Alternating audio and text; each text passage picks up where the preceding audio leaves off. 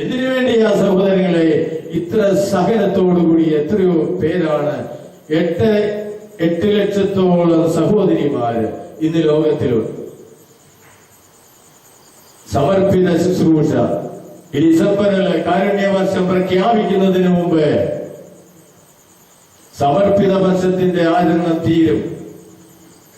എന്നാലും ജീവിതാന്ത്യം വരെ നാവുള്ളിടത്തോളം ശബ്ദമുള്ളിടത്തോളം കാലം സമർപ്പിതരെന്ന് പ്രത്യേകം മുദ്രയടിച്ച ഇവര് വേണ്ടി മാത്രമല്ല, ഓരോ വൈദികർക്കും വേണ്ടിയും ഓരോ സന്യസ്ത ശുശ്രൂഷകരായ വൈദികരും കന്യാസ്ത്രീകളുണ്ട്, അമ്മമാര്. ഞാൻ അവരെ അമ്മമാരെന്നാ ചെറുപ്പം മുതലേ വിളിക്കുക. ഇടക്കാലത്ത് സിസ്റ്റർ എന്നുള്ള പ്രയോഗം വന്നതാ. സത്യത്തിൽ അവർ അമ്മമാരാണ്, നമ്മുടെയൊക്കെ അമ്മമാരാണ്. അവർക്ക് സ്വന്തമായി മക്കൾ ജനിച്ചിട്ടില്ലെങ്കിലും ആയിരങ്ങളും 10,000ങ്ങളും മക്കളായിട്ടുള്ളവരാണ്. വൈദികനെ എന്തിനാ അച്ഛാന്ന് വിളിക്കുന്നെന്ന് ചോദിച്ച വ്യക്തികളെ എനിക്കറിയാം. അഭിമന്യ പിതാക്കന്മാരെ പിതാവേ എന്ന് വിളിക്കുന്നതാണ്. പൗലോസ്ലീഹ ഉത്തരം പറഞ്ഞിട്ടുണ്ട്. അതിനൊക്കെ എന്താണെന്ന് അറിയാമോ? ക്രിസ്തുവിൽ നിങ്ങളെ വീണ്ടും ജനിപ്പിച്ചത് ഞാനാണ്. അതുകൊണ്ട് ആ പിതൃത്വം, അതുകൊണ്ടാണ് എന്നെ പിതാവേ എന്ന് വിളിക്കുന്നത്. അതുകൊണ്ടാ പള്ളിയിൽ ഇരിക്കുന്ന അച്ഛനെയും ഇവിടെ നിൽക്കുന്ന അച്ഛനെയും ഈ സിസ്റ്റേഴ്സിനെ അച്ഛ അമ്മയെന്നൊക്കെ നമ്മൾ വിളിക്കുക. ആ ബോധ്യം അവർക്ക് ലഭിക്കുവാൻ കൂടുതൽ തീഷ്ണതയോടെ പിതാവേ അച്ഛ അമ്മയെന്ന് തന്നെ നിങ്ങൾ അവരെ വിളിക്കണം. ഓരോ ദിവസവും അവർക്ക് വേണ്ടി എന്തെങ്കിലും തരത്തിൽ കർത്താവിനോട് പ്രാർത്ഥിക്കാത്ത, ചെറിയ ചെറിയ ത്യാഗമെടുത്ത് പ്രാർത്ഥിക്കാത്ത ഒരു ദിവസം പോലും ഉണ്ടാകരുത്. ഞാൻ ബലിയർപ്പിക്കുമ്പോൾ കോടാനുകോടി കന്യാസ്ത്രീകളെ, ഒത്തിരി വൈദികരെ, 3 രാജ്യങ്ങളെ, പ്രിയപ്പെട്ട ദൈവമക്കളെ മുഴുവൻ ഞാൻ കർത്താവിന്റെ ബലിയിൽ സമർപ്പിക്കും. എന്നാൽ കഴിയുന്ന ത്യാഗങ്ങൾ ഞാൻ പൊങ്ങച്ചം പറയാൻ വേണ്ടി പറയുകയല്ല. നമ്മൾ ഓരോരുത്തരും അനുകരണ യോഗ്യമായൊരു മാതൃകയുണ്ടാകണമെന്നതുകൊണ്ട് നമ്മൾ പറഞ്ഞു പോകുന്നതേ ഉള്ളൂ. ഹല്ലേലൂയ, ഹല്ലേലൂയ, ഹല്ലേലൂയ. അതുകൊണ്ട് നമ്മുടെ ക്രൈസ്തവ ജീവിതം കൊണ്ട് ലോകത്തിൽ മറ്റാർക്കും നല്ല മാതൃക കൊടുക്കുന്നവരാകാതെ ഇടർച്ചയ്ക്ക് കാരണം ഉണ്ടാകരുതേ എന്നാണ് എന്റെ പ്രാർത്ഥന. അതായിരിക്കണം നമ്മുടെ ജീവിതത്തിൽ എന്റെ വാക്കും പ്രവൃത്തിയും, എന്റെ ചിന്തകളും വ്യാപാരങ്ങളും, എന്റെ വസ്ത്രധാരണങ്ങൾ, ഞങ്ങളുടെ കുടുംബത്തിലെ ആഘോഷങ്ങള് എന്തു തന്നെയായാലും എന്റെ കർത്താവേ, അവൻ സ്വർഗത്തോളം വലിയവനായിരുന്നു. അവൻ ഭൂമിയോളം ചെറുതായി, ഈ ഭൂമിയിൽ ചെറുതായിട്ട് നമ്മോട് കൂടി അവസാനം വരെ നമ്മുടെ കൂടെ ഉണ്ടായിരിക്കുമെന്ന് വാഗ്ദാനത്തിൽ വിശ്വസനാവിടുന്ന് അരുളി ചെയ്തു. അതുകൊണ്ടാണ് നമ്മുടെ ശരീരത്തിലും അസ്ഥിയിലും മജ്ജയിലും ഇന്ദ്രിയങ്ങളിലും കോശങ്ങളിലും നമ്മുടെ രക്തത്തിലും രക്തധമനികളിലും രാജാവായി വസിക്കുന്നതിന് വേണ്ടിയാണ് ഇതാ ഒരു അപ്പക്കഷണത്തിന്റെ രൂപത്തിൽ ഇന്നും നമ്മോടൊപ്പം വസിക്കുന്നത്. ഇത് വിശ്വാസത്തിന്റെ കണ്ണുകൊണ്ട് സ്വീകരിക്കണം. ഈശോ കർത്താവാണെന്ന് ഹൃദയം കൊണ്ട് വിശ്വസിക്കുകയും അധരം കൊണ്ട് ഏറ്റുപറയുകയും ചെയ്യണം.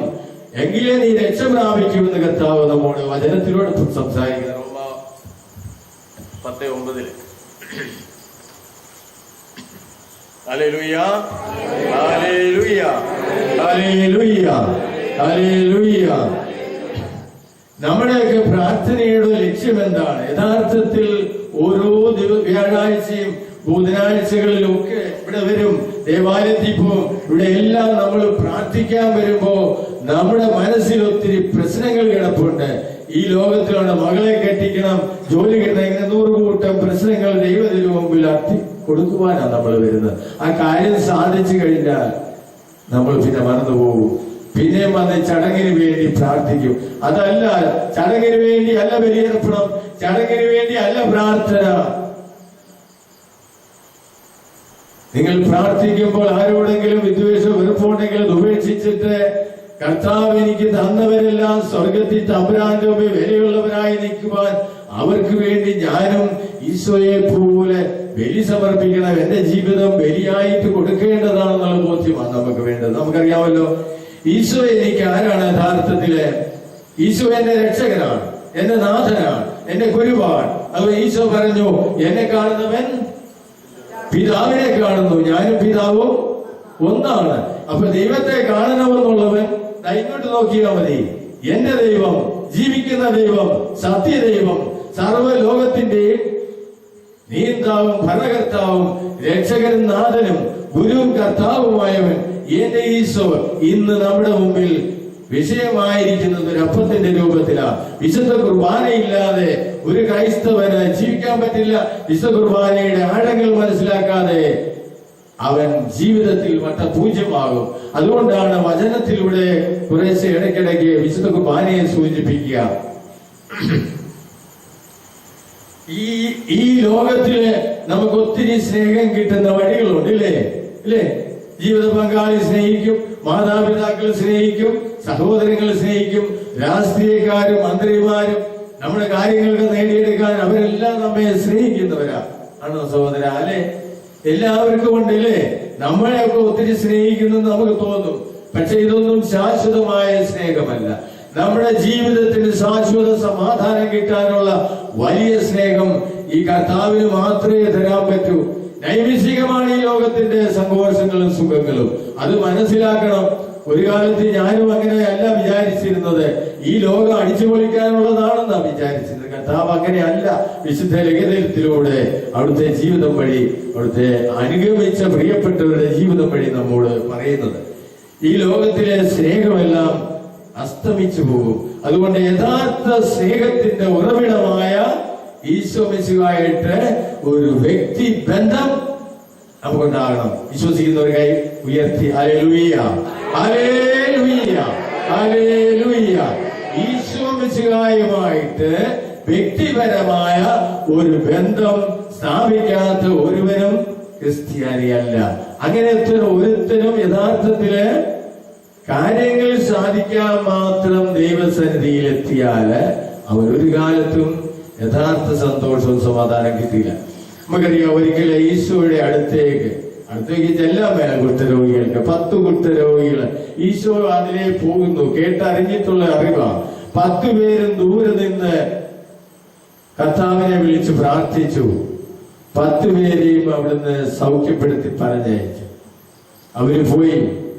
എന്നാൽ ഒരു മനുഷ്യൻ യഥാർത്ഥത്തിൽ തിരിച്ചു വന്ന് നന്ദി പറയുവാൻ, കർത്താവേ നീ ഞങ്ങളെ 10 പേരെ സുഖപ്പെടുത്തി, എന്നെ ഞാൻ ഒരുവനും അതിൽപ്പെട്ടതാ, ഞാനൊരു വിജാതീയനാണ്.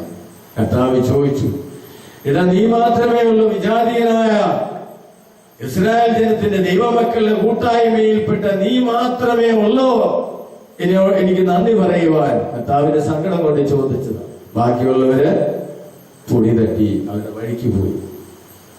അങ്ങനെയാ കർത്താവ് അതിനെ നമുക്ക് വ്യാഖ്യാനിച്ചു തന്നിരിക്കും. നമ്മൾ ഓർക്കണം, നമ്മുടെ ജീവിതം എനിക്ക് എന്തെങ്കിലും ഇത്രയും കാലം ഈ ലോകത്തിൽ ദൈവത്തിൽ നിന്ന് കിട്ടിയിട്ടുണ്ടോ? അതിന്റെ അർത്ഥം ഒരു നിമിഷം, ആ നിമിഷം മുതൽ ജീവിതാന്ത്യം വരെ എന്റെ കർത്താവിന് വേണ്ടി ഞാൻ ജീവിക്കും. എന്റെ കർത്താവിനെ എന്റെ ചുറ്റുമുള്ള വ്യക്തികൾക്ക് ഞാൻ പരിചയപ്പെടുത്തി കൊടുക്കും. അതിനുവേണ്ടി എന്റെ ജീവിതം ഒരു ബലിയായി കർത്താവ് വിട്ടുതരുന്നു. ഈ ഒരു ബോധ്യമുള്ളവര് ഹല്ലേലൂയ പറഞ്ഞു. Hallelujah, hallelujah. ഇനി മുതൽ ഏറ്റു പറഞ്ഞ, ഇനി മുതൽ എന്റെ ജീവിതം മുഴുവൻ എന്റെ കർത്താവേ, എന്നെ സ്നേഹിച്ച് പരിപാലിക്കുന്ന എന്റെ നല്ല ദൈവമേ, അങ്ങേക്ക് ഞാൻ വിട്ടുതരുന്നു. എന്നെ നയിക്കണമേ. എന്റെ ചിന്തകളും എന്റെ ബുദ്ധിയും എന്റെ മനസ്സും എന്റെ ജീവിത പങ്കാളിയെ, എന്റെ മക്കളെ, എന്റെ സർവസമ്പത്തും കർത്താവേ നീ എനിക്ക് ദാനമായി തന്നു.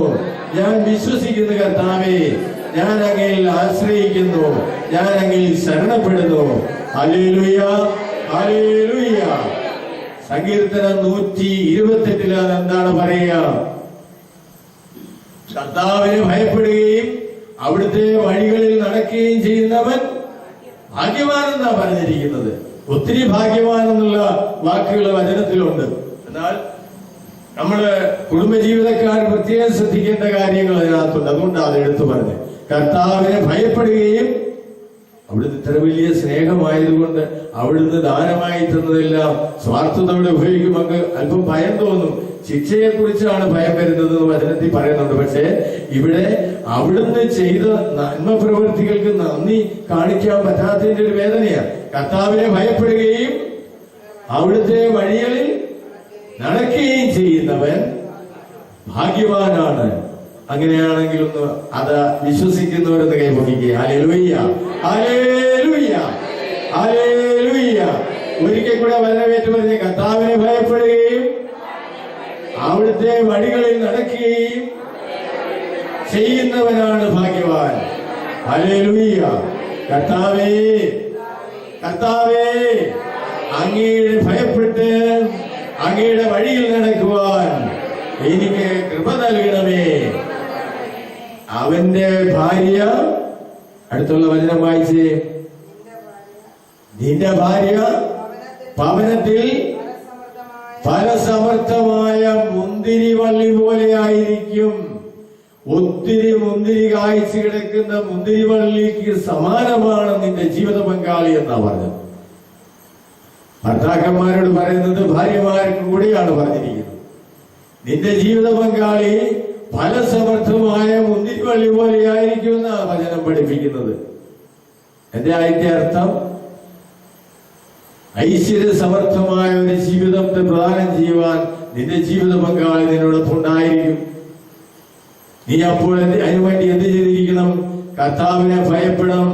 അവന്റെ വചനത്തിൽ കൽപ്പനകൾ, പ്രമാണങ്ങൾ, വചനങ്ങൾ അനുസരിച്ച് ജീവിക്കുന്നവരായിരിക്കണം. അവനെ ഭയപ്പെട്ട് അവന്റെ ഇഷ്ടപ്രകാരം ജീവിക്കുന്നവനാണെങ്കിൽ കണിശമായിട്ടും അവന്റെ ജീവിത പങ്കാളി മുന്തിരിവള്ളി പോലെയായിരിക്കും. ഒത്തിരി മുന്തിരിപ്പഴം അതിൽ ഉണ്ടാകും, ഫലം പുറപ്പെടുവിക്കുന്ന വ്യക്തിയാണ്. അവരുടെ മക്കളുടെ അവസ്ഥ എന്താ? മക്കൾ മേശയ്ക്ക് ചുറ്റും ഒലിവ് തൈകൾ പോലെയായിരിക്കും. ഐശ്വര്യ തികവുള്ള ഭവനമായിരിക്കും. 5-10 മക്കള് ഒത്തിരി നല്ല വളർച്ചയെത്തി സമ്പത്തുണ്ടാക്കുന്നവരും ദൈവഭയമുള്ളവരും മനുഷ്യൻ സമൂഹത്തിൽ നന്മ ചെയ്യുന്നവരുമായ നല്ല കുഞ്ഞുങ്ങള്, അത് സമൃദ്ധിയെ സൂചിപ്പിക്കുന്നതാണ്. ഒലിവ് തൈകൾ എന്നുള്ള അർത്ഥം വാക്കുകൾ അതുകൊണ്ട് ഉപയോഗിക്കും. വിശുദ്ധ ഗ്രന്ഥത്തിൽ ഒലിവ് തൈകൾ ഐശ്വര്യത്തികവിന്റേതാണ്, സമൃദ്ധിയുടേതാണ്. ദൈവം കുടുംബത്തില് അത്രയുള്ള മക്കളെ തരുമെന്നും കൂടിയാ തിരുവചനം പറയുന്നത്. നമ്മൾ ഓർക്കണം, മനസ്സിൽ കോറിയിട്ട് കൊണ്ടു നടക്കേണ്ടതാ. ഇതൊക്കെ അയവിറക്കിക്കൊണ്ട് വേണം വഴിയെ നടക്കുവാൻ. മറ്റേ ലോകത്തിന്റെ ചിന്തകളെല്ലാം കളഞ്ഞ്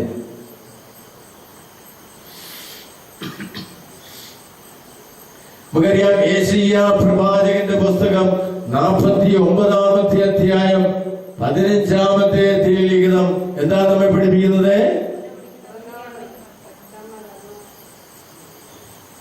മുല കുടിക്കുന്ന കുഞ്ഞിനെ പെറ്റമ്മയ്ക്ക് മറക്കാനാവുമോ? പിന്നെ പുത്രനോട് പുത്രിയോട് ഈ അമ്മയ്ക്ക് കരുണ കാണിക്കാതിരിക്കാൻ പറ്റുമോ? അങ്ങനെ ഒരു സാഹചര്യം തന്റെ അമ്മ തന്റെ മക്കളെ ഒരു പക്ഷേ ഉപേക്ഷിച്ചു പോയാൽ കൂടെ ഞാൻ നിങ്ങളെ മറക്കുകയില്ല, അല്ലേ? യെശയ്യാ പ്രവാചകൻ 49:15 കർത്താവ് വാഗ്ദാനം ചെയ്യുകയാണ്.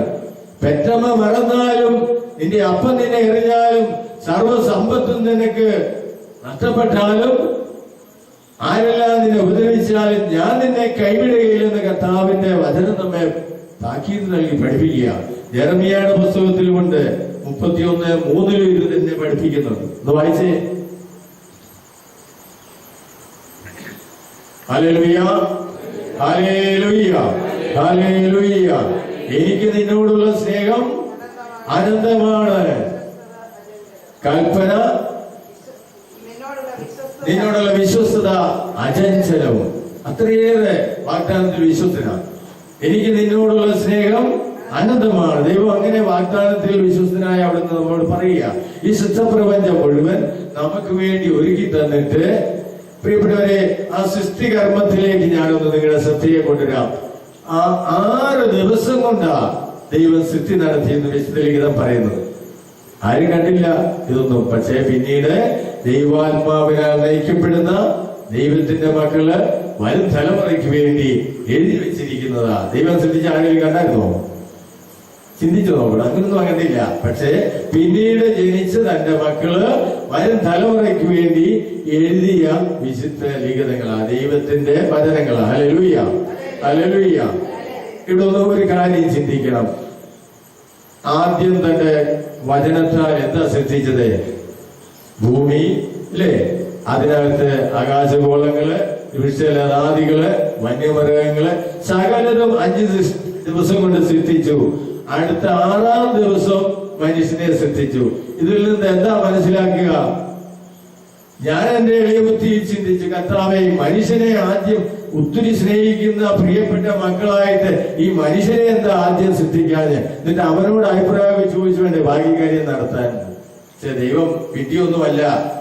ഒരു മനുഷ്യനും അവൻ മാലാഖമാരുടെക്കാൾ അല്പം താഴ്ത്ത് സിദ്ധിക്കപ്പെട്ട മനുഷ്യനാണ്. ഈ സിദ്ധിക്കപ്പെട്ട ദൈവത്തിന്റെ പ്രിയപ്പെട്ട മാലാഖമാര് പോലും അതിലൊരുത്തൻ അഹങ്കരിച്ചില്ലേ? അവനെ നരകത്തിന്റെ ഇരുക്കുഴിയിലേക്ക്, പിന്നെ അവന്റെ പിൻഗാമികളാണ് ഇപ്പൊ പിശാചുക്കളായിട്ട് ലോകത്തിൽ വിളയാടുന്നത്. അവൻ അഹങ്കരിച്ചോ? വിശുദ്ധ ലിഖിതം അങ്ങനെയാ പഠിപ്പിക്കുന്നത്, കർത്താവതാ പഠിപ്പിക്കുന്നത്. ഹല്ലേലൂയ. മാലാഖ അഹങ്കരിച്ച മാലാഖമാര് നഷ്ടപ്പെട്ടു പോയി. ദൈവ തേജസ്സിന് ഇഷ്ടമുള്ളവരായി ജീവിച്ചില്ല, അതുകൊണ്ട് പോയി. അപ്പൊ അവനേക്കാൾ അല്പം താഴ്ത്തി സൃഷ്ടിക്കപ്പെട്ട ഈ മനുഷ്യൻ എങ്ങനെ ഉണ്ടാവും? ദൈവത്തിനറിയാം. എന്ന് പറയും, ഞാൻ പറഞ്ഞിട്ടാണ് ഈ മരങ്ങളൊക്കെ സൃഷ്ടിച്ചത്, ഈ സൂര്യനെ ഞാൻ പറഞ്ഞിട്ടാണ് ഉണ്ടാക്കിയത്. നിനക്കറിയാവോ? അങ്ങോട്ടും ഇങ്ങോട്ടും ഇത് തന്നെയായിരിക്കും പണി ഈ ലോകത്തില്. അഹങ്കാരം അവന് സഹിക്കാൻ വയ്യ. തമ്പുരാന്റെ മുമ്പില് ആരും അഹങ്കരിക്കരുതെന്ന് കർത്താവിന് ആഗ്രഹമുണ്ടായിരുന്നു. അഹങ്കരിക്കുന്നവരുടെ കർത്താവ് വെറുപ്പാണെന്ന് വചനത്തിൽ നമ്മൾ പഠിപ്പിക്കുന്നു. അഹങ്കരിക്കുന്നവരോട് കർത്താവിന് വെറുപ്പാണ്. അപ്പൊ ഈ സൃഷ്ടപ്രപഞ്ചം മുഴുവൻ സൃഷ്ടിച്ചിട്ട് 6-ാം ദിവസം മനുഷ്യനെ സൃഷ്ടിക്കാൻ അവിടുന്ന് മണ്ണ് കയ്യിലെടുത്തു. മറ്റേത് അതിനു മുമ്പൊക്കെ എന്താ ചെയ്തത്? ഉണ്ടാകട്ടെ ഉണ്ടാകട്ടെ എന്ന് ഓരോ വചനമരളിച്ചതുകൊണ്ട് സൃഷ്ടിച്ച ദൈവം തന്റെ പ്രിയപ്പെട്ട മക്കളെ രൂപപ്പെടുത്തുവാൻ ഈ ഭൂമിയിൽ മണ്ണെടുത്ത് ഒരു തൊഴിലാളിയെ പോലെ അധ്വാനിച്ച് അവിടുത്തെ ജീവശ്വാസമൂറി ദൈവത്തിന്റെ പരിശുദ്ധാത്മാവിനെ നിക്ഷേപിച്ചുകൊണ്ട് ആ ശക്തിയാലാണ് ഞാനും നിങ്ങളും ഈ ഭൂമിയിൽ മനുഷ്യ വ്യക്തികളായി പൂർവികരുടെ മക്കളായി നമ്മൾ ഇവിടെ വന്നത്. നമുക്കറിയാം, ഒരു 100 വർഷം മുമ്പ് ഈ പ്രദേശത്തോട് നോക്കിയാൽ ഇത്രയും മനുഷ്യർ കാണുകയില്ല. അപ്പൊ ഒരു 10,000 വർഷം മുമ്പ് നോക്കിയാൽ ഈ പ്രദേശം മുഴുവൻ, ഇപ്പോഴും എനിക്കറിയാം, ഇവിടെ ഒരു സഹോദരിയുടെ എന്നോട് പറഞ്ഞു ഇവിടെ എല്ലാം മുയലും കുറുക്കനും ഒക്കെ ഉണ്ടെന്ന്. എന്റെ സ്വന്തം നാട് നെടുങ്ങോത്ത. ഞാനിവിടെ കണ്ടിട്ട് ചെറുപ്പത്തില് നമ്മുടെ കാട്ടുമാക്കാൻ പൂച്ച, കാട്ടിലെ പൂച്ച, പിന്നെ കുറുക്കൻ, കുഴിയിൽ നിന്ന് കോഴിയൊക്കെ പിടിച്ചുകൊണ്ട് പോകും. അങ്ങനെ മൃഗങ്ങളുള്ള പ്രദേശമായിരുന്നു ഇവിടെയെല്ലാം. അന്ന് മനുഷ്യ കുറവായിരുന്നു. അപ്പൊ ഒന്ന് ആലോചിച്ച് നോക്കിയേ, 10,000 ലക്ഷക്കണക്കിന് വർഷം പുറകോട്ട് പോയാല് ദൈവം തമ്പുരാൻ ഈ സൃഷ്ടിച്ച കാലത്ത് ആര് കാണും? അവസാനം തമ്പുരാനും കാണും, ആദ്യത്തെ മനുഷ്യ വ്യക്തികൾ കാണും, ഇല്ലേ? 1, 2, 10 വായിക്കോട്ടെ. ആദോ ഹവ്വായും അത് കഴിഞ്ഞ് പിറന്നു കുറെ മനുഷ്യരെ. എങ്ങനെയൊക്കെയാണ് നമ്മൾ പഠിക്കുന്നത്? ഇവിടെ ഒരു കാര്യം ശ്രദ്ധിക്കണം. ഈ സൃഷ്ടപ്രപഞ്ചം മുഴുവൻ സൃഷ്ടിച്ചു വെച്ചെടുത്ത് ഇപ്പൊ നമ്മുടെ ചുറ്റും നിൽക്കുന്ന പല രീതിയിലുള്ള മനുഷ്യരെ നമ്മൾ കാണുന്നുണ്ട്, ഇല്ലേ? ഒന്ന് ചിന്തിച്ചു നോക്കിക്കേ. മീൻ പിടിക്കാൻ ആളില്ലെങ്കിൽ നമുക്ക് വീട്ടിൽ മീൻ കിട്ടുമോ? കിട്ടത്തില്ല. അതിനും വേണോ ആളിവിടെ? വേണോ? വേണം. ഇറച്ചി വെട്ടാൻ ആള് വേണോ? ഇല്ലേ? ഇറച്ചി വെട്ടിനെ, ആ പോത്തിനെയും കാളയും ആടിനെയൊക്കെ വളർത്താൻ വേണ്ടേ? തമിഴ്നാട്ടിൽ നിന്നാ വരുന്നത്, ഇവിടെയൊക്കെ കുറവാ. ഈ മൃഗങ്ങളെയൊക്കെ വളർത്താൻ ആള് വേണ്ടേ? കൃഷിയിൽ ഭൂമിയിൽ നനച്ച് കൃഷി ചെയ്ത് അരിയാക്കി ഗോതമ്പാക്കി നമ്മുടെയൊക്കെ വീട്ടിലെത്താൻ അധ്വാനിക്കാത്തവർക്കും കിട്ടുന്നില്ലേ? അങ്ങനെ കൃഷി ചെയ്യുന്നവർക്കും കിട്ടുന്നില്ലേ? ഈ സൃഷ്ടപ്രപഞ്ചത്തിലേക്ക് നോക്കിയാൽ നമ്മുടെ ചുറ്റും നിൽക്കുന്നവരൊക്കെ നമുക്ക് പ്രിയപ്പെട്ടവരാണ്. മീൻകാരനാകട്ടെ, ഇറച്ചി വെട്ടുന്നവനാകട്ടെ, ഭിക്ഷാടനം നടത്തുന്നവനാകട്ടെ, ആരാണ് എനിക്ക് വിലപ്പെട്ടവരല്ലാത്തത്? അവരെല്ലാം എനിക്ക് പ്രിയപ്പെട്ട സഹോദരങ്ങളാ. ആ ബോധ്യമൊക്കെ ആ തമ്പുരാൻ തന്നിരിക്കുന്നത് ഈ സൃഷ്ടികർമ്മത്തിലൂടെ. അത് ഓർക്കണം. ഈ പ്രപഞ്ചം മുഴുവൻ എനിക്ക് വെട്ടിപ്പിടിച്ച് തിന്നാനുള്ളതല്ല, എന്റെ സഹോദരങ്ങൾക്കുമുണ്ട്. ഒരുപക്ഷെ ആ ബുദ്ധിഹീനനായ അവന്റെ കയ്യിലോട്ട് 10 ലക്ഷം രൂപ കൊടുത്താൽ അവനത് നശിപ്പിച്ച് കളയുമെന്ന് വിചാരിച്ചുകൊണ്ട് എനിക്ക് നിങ്ങൾക്ക് തന്നിട്ടുണ്ടെങ്കിൽ സഹോദര സഹോദരി ഓർക്കുക, എനിക്ക് 10-20 സാരിയോ ഒത്തിരി രൂപയോ അതുപോലെ സമ്പത്തുകളോ ഉണ്ടെങ്കിൽ എന്റെ വ്യക്തി ജീവിതത്തിൽ, എന്റെ കുടുംബ ജീവിതത്തിൽ, എന്റെ സമൂഹത്തിൽ, എന്റെ ഇടവകയിൽ കർത്താവ് എനിക്ക് തന്നവർക്കൊക്കെ ഞാൻ പങ്കുവെച്ചു കൊടുക്കാൻ വിളിക്കപ്പെട്ടവരാ.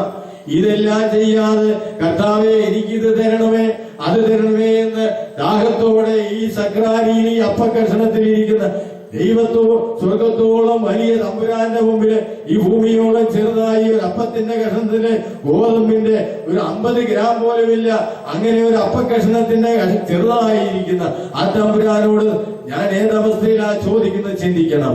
കർത്താവേ, എനിക്ക് എന്തെല്ലാം തന്നിരിക്കുന്നു, എന്തെല്ലാം അനുഗ്രഹങ്ങളിലൂടെ കൈപിടിച്ച് നടത്തുന്നു. അത് എന്റെ പ്രിയപ്പെട്ട സഹോദരങ്ങൾക്ക് എന്റെ കുടുംബജീവിതത്തിലും എന്റെ അയൽവക്കത്തും എന്റെ നാട്ടിലും ഇടവകയിലും ഈ സമൂഹത്തിൽ ഈ രാഷ്ട്രത്തിലെ ഈ കാണുന്ന സകല ജാതിയിൽപ്പെട്ടവരും എന്റെ സഹോദരങ്ങളാണെന്നുള്ള ബോധ്യത്തിൽ അവർക്ക് വേണ്ടി നന്മ ചെയ്യാനാണ് ചെറിയ അജഗണമായി ക്രൈസ്തവ സമൂഹത്തെ ദൈവം സൃഷ്ടിച്ചു വെച്ചിരിക്കുന്നത്. അല്ലാതെ നമ്മുടെ ദൈവത്തോട് നമ്മൾ പ്രാർത്ഥിച്ച് നമുക്ക് അനുഗ്രഹം മേടിച്ച് വീട്ടിൽ പൊടിയും തട്ടി പോകാനല്ല ക്രിസ്ത്യാനിയെ ദൈവം സൃഷ്ടിച്ചത്. ഈ ബോധ്യം ശരിയായി മനസ്സിലാക്കി ഒരു കൈകൾ ഉയർത്തി ഹല്ലേലൂയ, ഹല്ലേലൂയ, ഹല്ലേലൂയ, ഹല്ലേലൂയ. എന്റെ ജീവിതം ഒരു ബലിയായി കൊടുക്കുവാനാണ് എന്റെയും നിങ്ങളുടെയും നാഥനും ഗുരുവും കർത്താവുമായ ദൈവം തന്നെ ഇത്രയേറെ സഹിച്ച് നമ്മുടെ മുമ്പിൽ നിൽക്കുന്നത്. ഇപ്പോഴും അവിടുന്ന് കരയുകയാണ്. അവിടുത്തെ അമ്മ ഇപ്പോഴും ലോകത്തിൽ പലയിടത്തും കരഞ്ഞുകൊണ്ടാണ് പ്രത്യക്ഷപ്പെടുന്നത്. ഈ 2000 വർഷമായിട്ട് ഭാരതത്തിൽ 2% ആളുകളാണ് ഈശോയെ അറിയുന്നതെന്ന് ഓർക്കുക.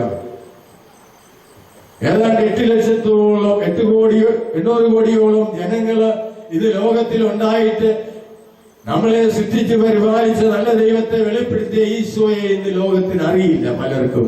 കാരണം ആരാണ്?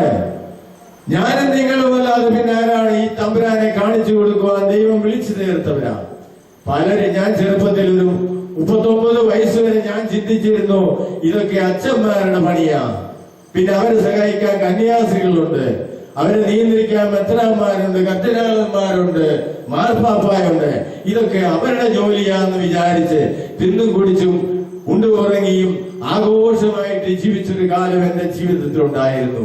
അതൊന്നും കർത്താവിന്റെ മുമ്പിൽ ശരിയാണെന്ന് ഞാൻ വിചാരിച്ചെങ്കിലും ദൈവത്തിന്റെ വചനത്തിലൂടെ പരിശുദ്ധരായ വൈദികരുടെ വചന പ്രഘോഷത്തിലൂടെ ഞാൻ മനസ്സിലാക്കി തെറ്റിപ്പോയി. കർത്താവേ, കണ്ണീരോടും വിലാപത്തോടും അവിടുത്തെ മുമ്പിൽ മുട്ടുമടങ്ങി പ്രാർത്ഥിച്ചു. ദൈവം എനിക്ക് വിടുതൽ തന്നു. Hallelujah, hallelujah. നമ്മുടെ ജീവിതത്തെ നമ്മൾ തമ്പുരാന്റെ മുമ്പിൽ വെച്ച് വിലയിരുത്തണം. എന്നെ കാത്തു പരിപാലിക്കുക എന്റെ തമ്പുരാനാണ് എനിക്കിതെല്ലാം തന്നത്. അതുകൊണ്ട് പൗലോസ്ലീഹ ജനത്തെ നോക്കി പറഞ്ഞത് റോമാലേഖനത്തിലെ, സഹോദര, എല്ലാം ദാനമായിരിക്കെ ദാനമല്ല എന്ന മട്ടിൽ നിനക്ക് എങ്ങനെ അഹങ്കരിക്കാൻ പറ്റും? നിനക്ക് കിട്ടിയതെല്ലാം ദൈവം ദാനമായിട്ട് തന്നതാണ്. ദാനമല്ല എന്ന മട്ടിൽ നീ എങ്ങനെ അഹങ്കരിക്കാൻ പറ്റുന്നത്?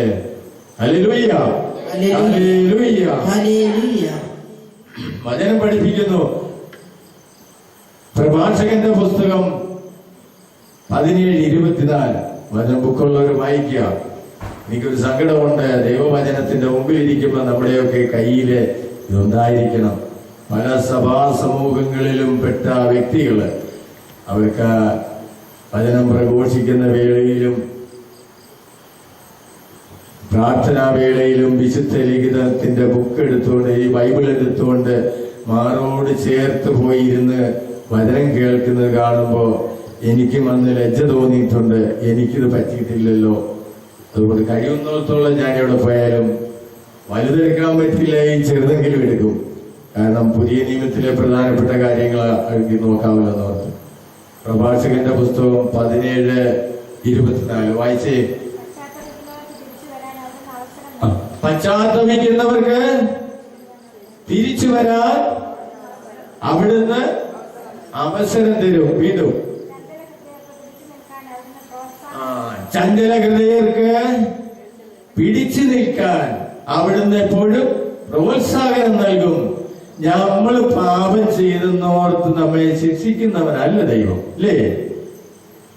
അവിടുന്ന് ഒരിക്കൽ നമ്മളെ ശിക്ഷിക്കാൻ ആഗ്രഹിക്കുന്നില്ല. അതായത് യോഹന്നാൻ 3:16 മുമ്പേ നമ്മൾ പറഞ്ഞില്ലേ, അവനിൽ വിശ്വസിക്കുന്ന ഒരുവനും നശിച്ചു പോകാതെ നിത്യജീവൻ, സ്വർഗരാജ്യം, പിതാവിന്റെ സന്നിധിയിൽ വിലയുള്ളവരാകണമെന്ന് അവിടുന്ന് ആഗ്രഹിച്ചത് കൊണ്ടാണ് അവിടുന്ന് നമ്മുടെ പാപങ്ങൾക്ക് കോമ്പൻസേഷൻ, പരിഹാര ബലിയായി തന്റെ പുത്രനെ അവിടുന്ന് ഏൽപ്പിച്ച് തന്നതെന്ന് ഓർക്കുക. അതുകൊണ്ടാണ് നമ്മൾ ഇവിടെ വന്ന് പ്രാർത്ഥിക്കുന്നത്. ഇത് നമ്മളാരും, ഞാൻ ചോദിക്കട്ടെ, ഇന്നിവിടെ വന്നത് കാരണം എന്താ? ആരെങ്കിലും ഒരാൾ എണീറ്റ് പറ, ഇന്നിവിടെ വന്നത് കാരണം എന്താ? പറയാമോ? വേണ്ട, വിട്ടേരെ. Hallelujah, hallelujah. എന്റെ പിതാവിനാൽ ആകർഷിക്കപ്പെടാതെ ആരും എന്റെ അടുത്തേക്ക് വരുന്നില്ല. യോഹന്നാന്റെ സുവിശേഷം 6-ാം അധ്യായം 44-ാമത്തെ വചനം. ഇത് ജെറമിയ പ്രവാചകൻ ഇത് തന്നെ പറഞ്ഞിട്ടുണ്ട് അല്ലേ? എന്റെ പിതാവ് എന്നെ വിളിച്ചുകൊണ്ട് വന്നതാ. കർത്താവിന്റെ വചന കൂടാരത്തിൽ കിട്ടുന്ന വചനം ഓരോ ദിവസവും നമുക്ക് അല്പാൽപ്പം കിട്ടിയാൽ അത് ഭക്ഷിച്ച് നമ്മൾ വളരുക. നമ്മളിപ്പോ 10-60 വയസ്സായിരിക്കുന്നത് എങ്ങനെയാ? ഒറ്റ ദിവസം കൊണ്ട് ഒരു കോഴിയെയും അല്ലെ ഒരാടിനെയും തിന്ന് വളർന്നതാണോ? അല്ല. ഓരോ ദിവസവും അല്പാൽപ്പം ഭക്ഷണം കഴിച്ച് നമ്മുടെ ശരീരത്തെ പരിപോഷിപ്പിച്ച് വളർന്നതാ അല്ലേ? അങ്ങനെയല്ലേ നമ്മൾ വളർന്നത്?